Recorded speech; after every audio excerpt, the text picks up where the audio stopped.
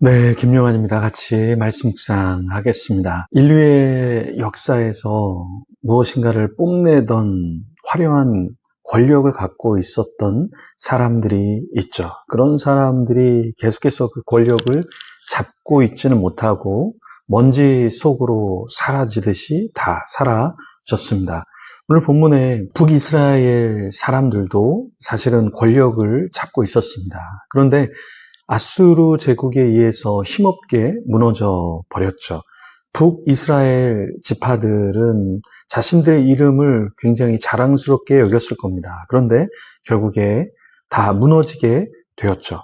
근데 오늘 족보에 보면 왜 성경은 북쪽의 이 지파들의 족보를 나열하고 있을까요?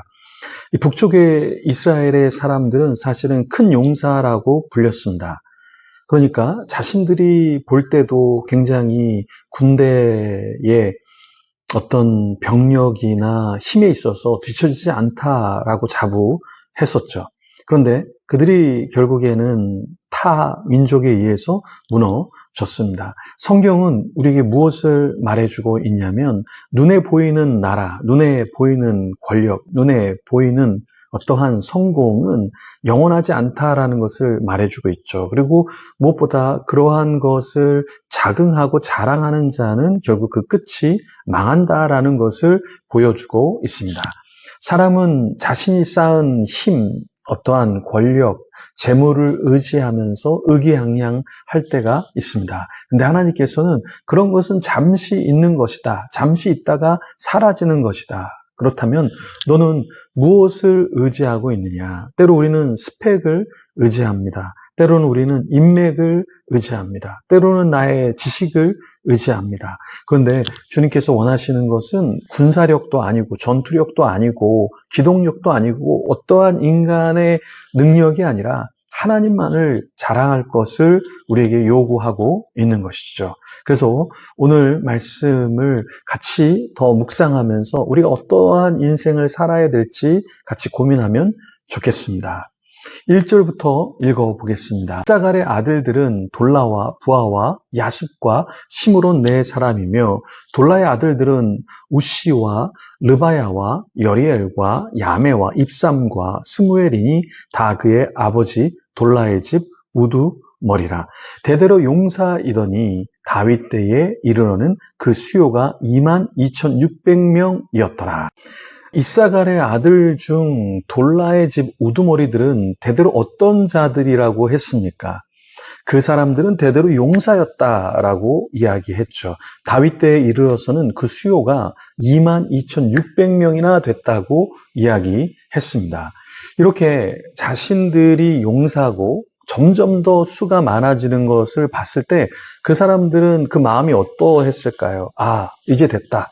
우리가 굉장히 용사이고 게다가 숫자도 많아지고 있으니까 우리는 대단한 민족을 이룰 거야. 우리는 강한 나라를 이룰 거야 라는 생각을 했다라는 것이죠. 특별히 5절에 보면은 이사갈에 대해서 이야기하는데요.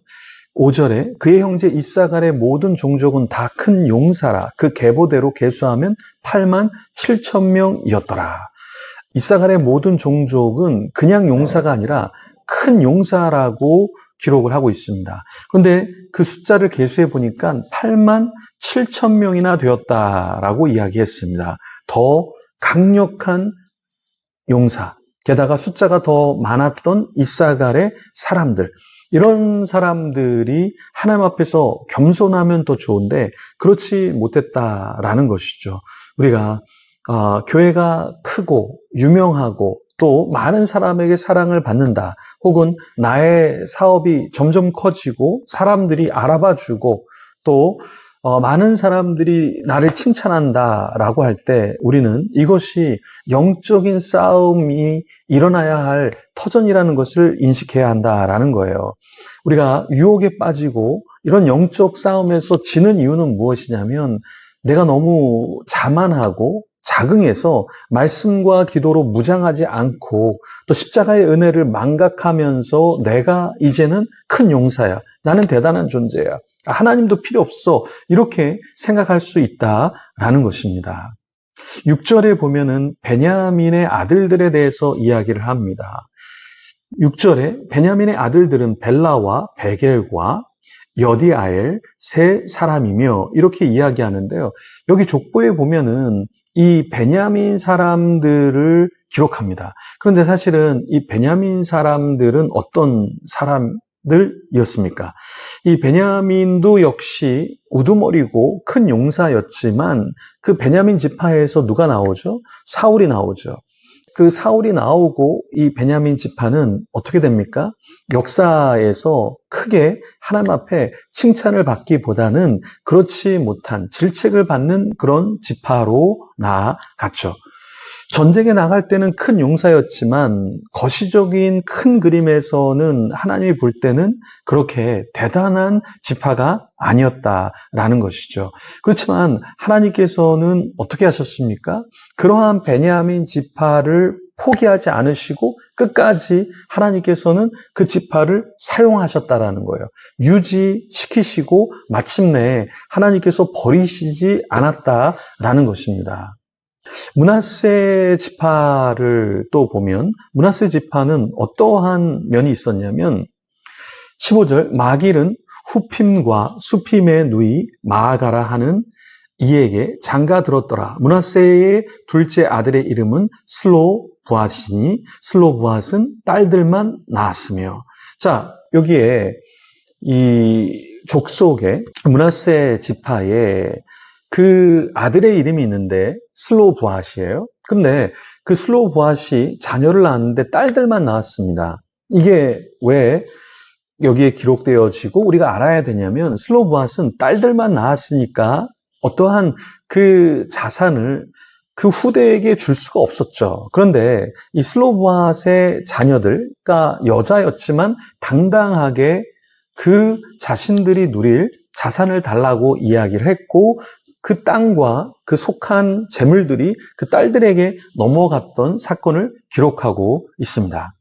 하나님은 남자 중심으로 또 당연히 그 시대적인 문화의 흐름대로 가는 것이 아니라 때로는 그것을 넘어서서 문화적인 요소와 흐름과 맞지 않고 또 남성이 굉장히 권력을 갖고 있던 시대에 여자들이 땅과 재물을 요구하게 되고 그것을 또 넘겨주는 이 사건이 일어나게 하시면서 하나님 나라의 원리에 대해서 이야기를 해주고 있는 것이죠.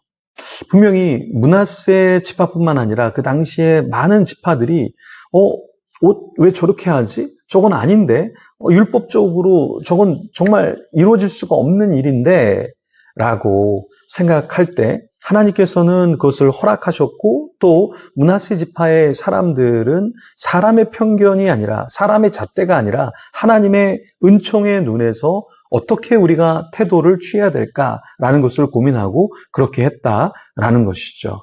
므낫세 지파 그리고 그와 함께 있었던 사람들과 다른 지파들이 이것을 수용했기 때문에 또 슬로브앗의 여자 자녀들을 통해서 하나님의 나라가 확장되었다라는 것입니다. 인간적으로, 세속적으로, 세상적으로 보면 좀 뭔가 엇박자이고 맞지 않는 그런 것인데 하나님은 새로운 방법을 여시고 그 슬로브앗 딸들을 통해서 하나님의 나라가 확장되게 하셨다라는 거예요.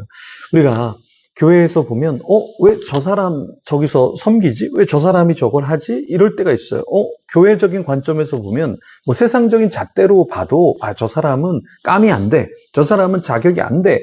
이렇게 생각할 수 있는데 때로는 하나님의 눈에서는 아직은 부족하지만 이 사람을 써야 되겠다. 그리고 양육해야 되겠다. 그리고 키워야 되겠다. 하나님께서는 이렇게 생각하실 수 있다라는 거예요. 그래서 우리도 어떤 일에 있어서 너무 못을 박는 것도 문제가 되고요. 그렇다고 해서 준비가 아예 안 된 사람, 또 교회에 전혀 헌신하지 않는 사람을 중직에 세운다라는 것은 굉장히 위험하겠죠. 하지만 하나님의 나라의 관점에서 하나님은 베냐민 지파도 사용하시고 하나님은 그 딸들도 사용하시고 하나님은 여전히 연약한 자를 사용하신다라는 것을 우리가 잊지 않아야겠습니다. 기도하며 나가겠습니다. 주님 감사합니다. 화려하고 권력이 있지만 하나님, 그 화려함과 권력으로 오래가지 못합니다. 오히려 부족하고 연약하지만 하나님 앞에 엎드려서 부족합니다, 연약합니다 고백하는 자가 되게 하여 주시옵소서. 세상의 잣대로 이 사람은 안 되고 이러한 출신은 안 되고 이러한 능력자는 안 될 수 있지만 하나님의 거시적인 안목에서 정말 딸들에게까지 그 하나님의 유업을 주셨던 것처럼 연약한 자를 세우시사 하나님 그 영혼을 통해서 영광받아 주시옵소서. 그 영혼이 바로 나와 우리임을 망각하지 않게 하여 주시옵소서. 감사합니다. 예수님 이름으로 기도합니다. 아멘. 계속해서 기도하며 주님 앞에 나가겠습니다.